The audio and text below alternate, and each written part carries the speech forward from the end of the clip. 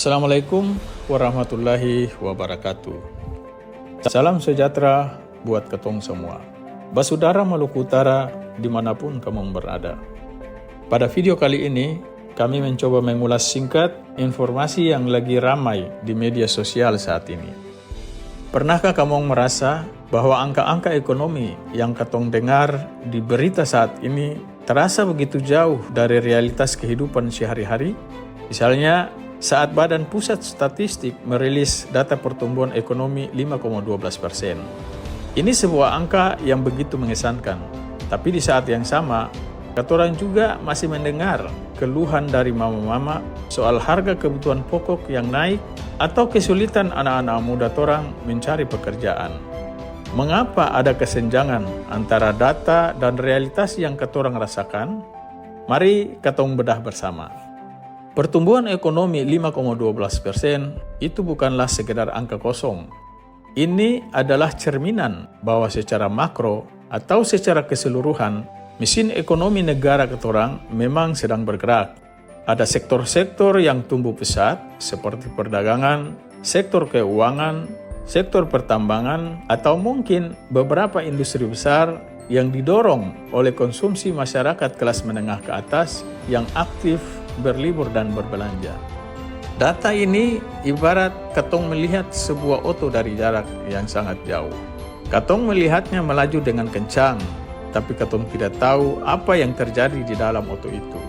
Ketika katong bicara pertumbuhan ekonomi, itu berarti katong berbicara tentang PDB atau Produk Domestik Bruto. PDB ini adalah total nilai keseluruhan barang dan jasa yang diproduksi dalam satu negara.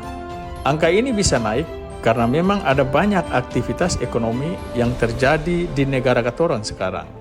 Namun, yang seringkali terlupakan adalah distribusi dari pertumbuhan itu sendiri. Pertumbuhan itu seperti kue yang membesar. Masalahnya, apakah semua orang mendapat porsi kue yang sama?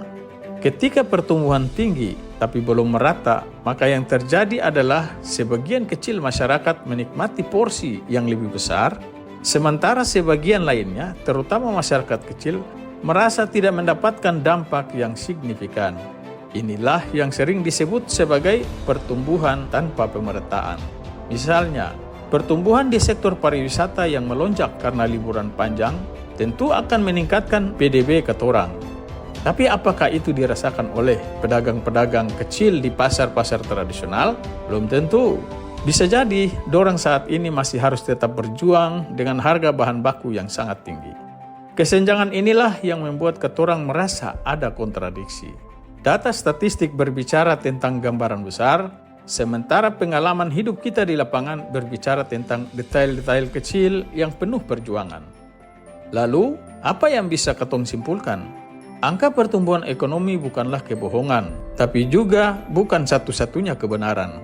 Angka itu adalah sinyal bahwa ekonomi negara katorang kuat di level tertentu, namun tantangan terbesarnya adalah bagaimana memastikan pertumbuhan ini tidak hanya dinikmati oleh segelintir orang. Ini adalah tugas katorang bersama, tidak hanya bangga dengan angka pertumbuhan yang ada, tetapi katorang juga harus tetap kritis terhadapnya. Katorang harus bertanya, pertumbuhan ini untuk siapa dan apakah sudah merata? Dengan pemahaman ini, katorang bisa lebih bijak dalam menilai kebijakan pemerintah dan menuntut agar pembangunan ekonomi tidak hanya berorientasi pada statistik, tapi juga pada kesejahteraan yang benar-benar dirasakan oleh seluruh lapisan masyarakat Indonesia. Semoga katorang semua bisa melihat data dengan perspektif yang lebih luas dan realistis. Demikian ulasan singkat ini. Bagi teman-teman yang memiliki pendapat lain, silakan berikan komentar di bawah ini. Terima kasih atas atensinya. Wassalamualaikum warahmatullahi wabarakatuh. Salam dari Kayu Merah Puncak.